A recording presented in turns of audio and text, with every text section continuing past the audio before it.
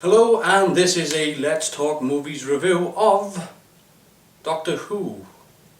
Now I know some people are going to be confused here because what I do is called Let's Talk Movies and Doctor Who is a TV show.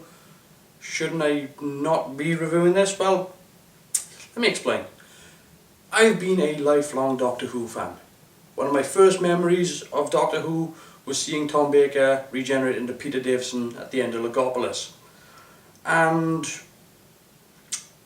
technically, the episode Deep Breath is longer than your average episode and therefore a TV movie.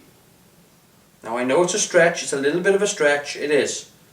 But the fact that it's got a TV movie means that it's got movie in the title and therefore I can get to review it. Ta-da!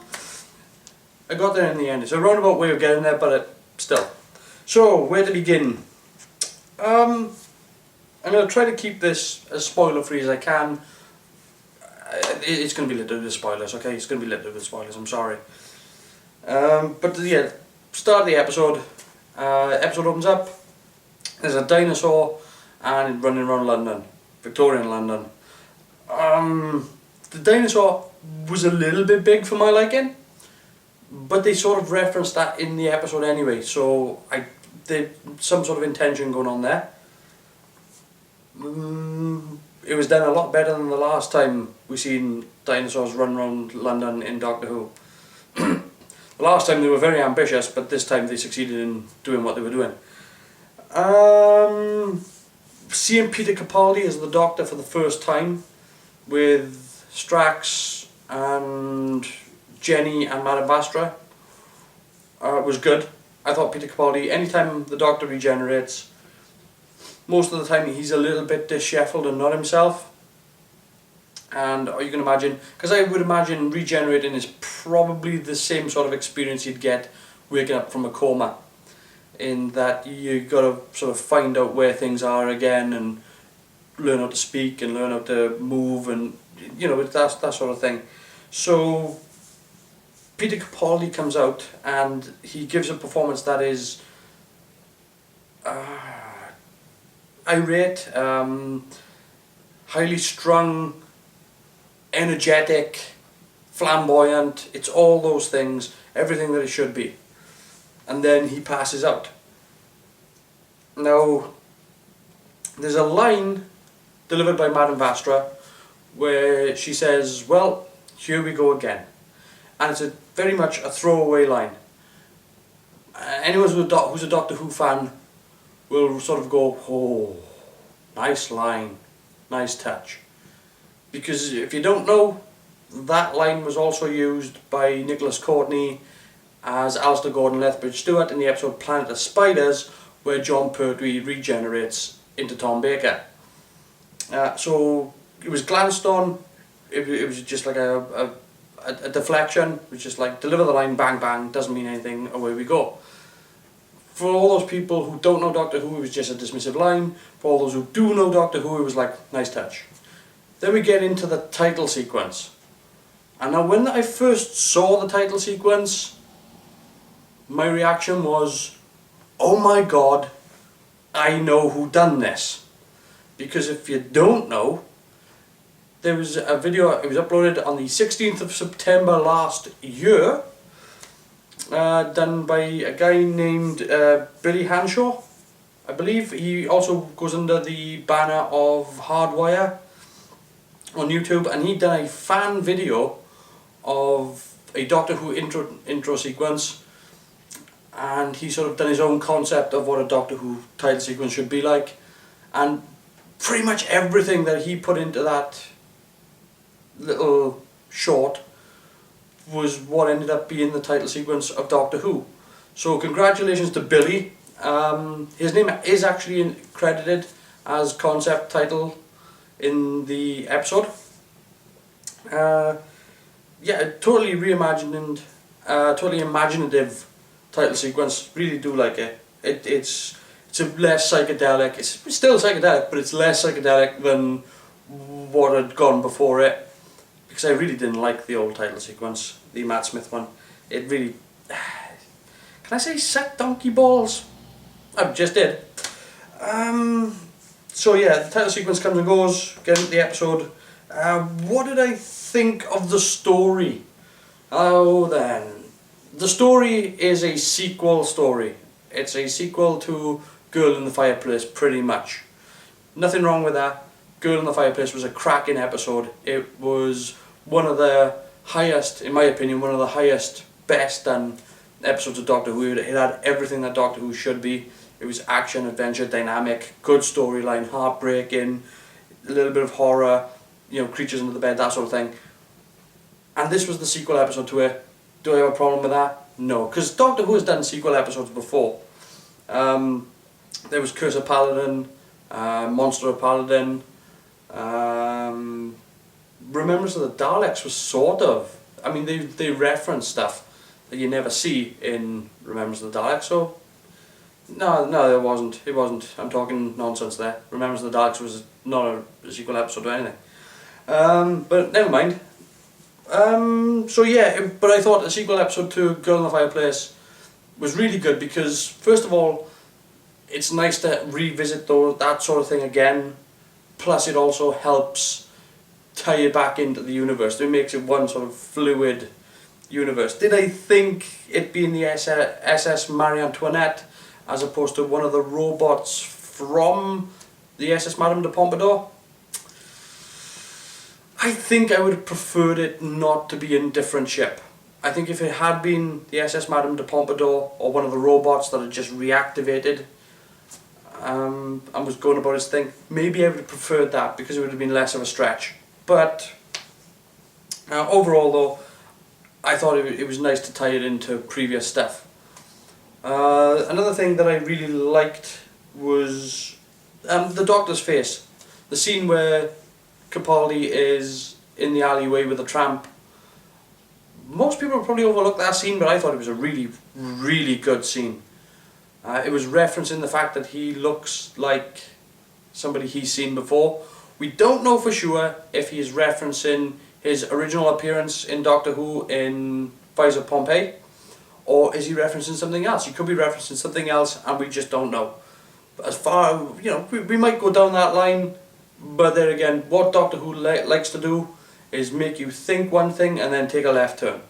So it could be that, but then again, it might be something completely different. Or it could be that and something completely different at the same time. So yeah, I like that. Other things I thought were great in the episode. Jenna Coleman. Big shout out to Jenna Coleman in that. She gave it everything in that episode. There was lots of good acting going on there. Just with her and Peter Capaldi in the scene in the restaurant and the sit down in the booth. Lots of good comedy, lots of nice stuff coming out there. The scene where she's in the larder and she's trying to hold her breath. Lots of intense stuff going on there, but really, really nice stuff. And her conversation with Madame Vastra and Jenny, she just knocked it out of the park. I thought she was doing a real bang-up job. So props to her. The tone of the new show. Do I like the tone of the new show? Okay, here's where I think the show should be going, and that is that I feel that Doctor Who would work best if it was a little less sci-fi and a little more hammer horror. Still with the sci-fi element there, but not try to be so scientific-y, hyper science type of thing. More, I would prefer a little more hammer horror in my Doctor Who. It used to have it, and it looks like they go in that direction. He even looks like a cross between Van Helsing and Dracula, so I'm quite happy for them to keep going down that line. And great looking costume, by the way, stripped back, a little bit of flamboyancy there. Doctor Who's always had a little bit of flamboyancy to his outfits. Some would argue that Colin Baker went nuts with it. That wasn't his fault. He didn't design the outfit. But yeah, really like the tone of the show. It could go. Doctor Who for me can always go that little bit further with horror than it does. But obviously, the show goes out at 7 o'clock on a Saturday night. It's difficult to make the show a little bit more horrific purely on that basis. On the other hand, I would say if I was making Doctor Who, I would probably go that extra distance and then apologise for it afterwards. You know, as far as I'm concerned, the episode Dragonfire, where the guy melts at the end, that got a lot of complaints, but I think you'll find that that is a scene, out of any episode of Doctor Who, that is a scene that will stick in your head. If it doesn't, there's something wrong with you. What else? Oh yeah. Rumourville. It's rumoured that the Master is going to be played by Charles Dance. Now, I don't know if this has been confirmed. I'm not going to bother go checking because I would like to be surprised, and if it is going to be Charles Dance, then all I can say is, oh my God, come on, bring it on. Charles Dance as the Master would be, if it's true, it's going to be magnificent. Great actor in Peter Capaldi, great actor in Charles Dance, and wallop, you've just got yourself one brilliant scene to play out together. Also, on that note as well, there is a fan trailer for, I think it's called Doctor Who Series 8, the Master trailer. Go check it out.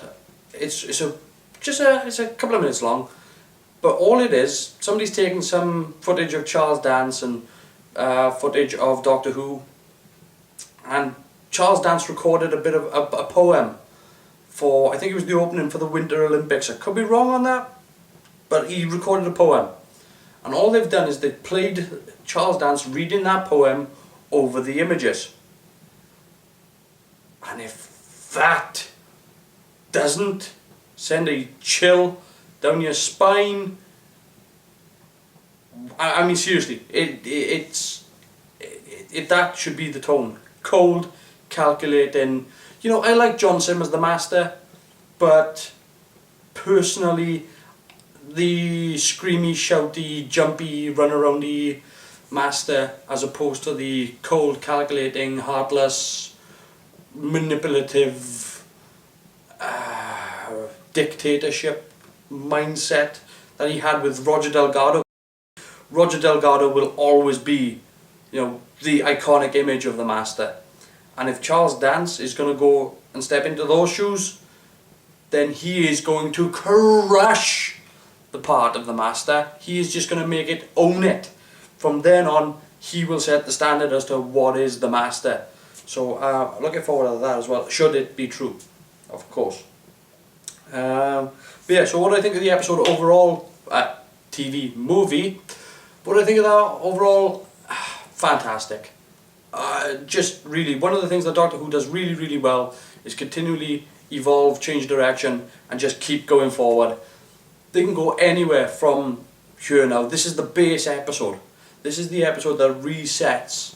Let the dust settle and they can go in any direction that they like. If you haven't, or not really a big Doctor Who fan, then this is an excellent jumping on point. If you haven't seen Girl in the Fireplace, do you need to watch this episode? No. Is it worth watching it? Yeah, of course it is. But to me, this episode is what Doctor Who should be as a starting point. Does it make it a great episode? It's not a fantastic episode. It's not up there with the higher rated, you know, City of Death or Blink, or it's not really up there. But as a base, other Doctors have had much worse starting episodes. Peter Davison in Castrovalva. Castrovalva was not a great episode for the first regeneration. Twin Dilemma with Time and Rani. You see what I mean? If you take those and compare it to this episode is way better than all of those. Was it better than 11th Hour? Yeah, I think it is. I think it is better than 11th Hour. So, what do I think of this episode overall then?